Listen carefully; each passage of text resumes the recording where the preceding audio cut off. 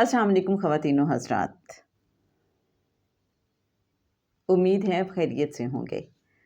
जनाब मुर्शिद कामिल रूहानी स्कॉलर सैयद सरफराज अहमद शाह साहब की दिल की गहराइयों से निकली रूहानी गुफ्तगू के साथ आपकी खिदमत में हाजिर रुखसाना बशीर। आपने कभी सोचा कि रूहानियत में दो टर्म्स बहुत यूज़ होती हैं, मजजूब और सालिक। ये मजजूब कौन होते हैं और सालिक किसे कहते हैं?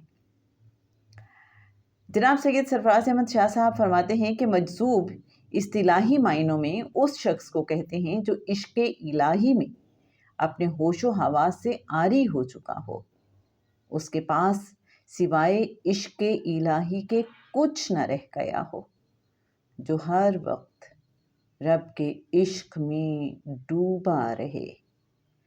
कहा जाता है कि मजजूब से जितना दूर रहा जाए उतना ही बेहतर है, क्योंकि उससे नुकसान का अंदेशा है। बहुत कम मौक़े ऐसे होते हैं कि मजजूब से लोगों को फ़ायदा हो।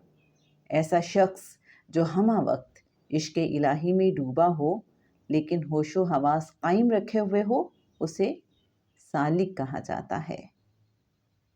सालिक कभी खल्क़ के खुदा से चिढ़ भी जाए तो ऐसी बात ज़बान से नहीं निकालता जिससे खल्क़ के खुदा को नुकसान होता हो।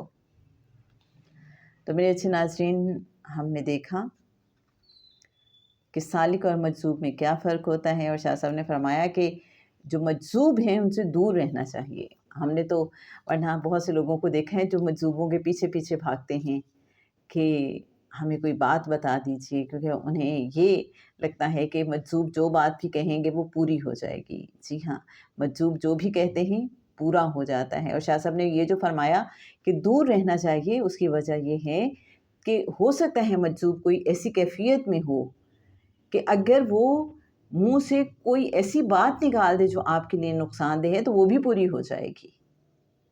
इसलिए मजजूबों से ज़रा बच के रहना चाहिए, दूर रहना चाहिए, क्योंकि हमें उनके मूड स्विंग्स का पता नहीं होता, क्योंकि वो तो डूबे हुए हैं इश्क़ इलाही में। और हो सकता है वो इसी चीज़ पे डिस्टर्ब हो जाएं कि अगर कोई उनके पास जाता है और उनसे बात करने की कोशिश करता है तो वो चिढ़ जाएं कि आप हमें हमारी उस कैफियत से बाहर क्यों निकालना चाहते हैं, और वो चिढ़ के कोई ऐसी बात कह दे।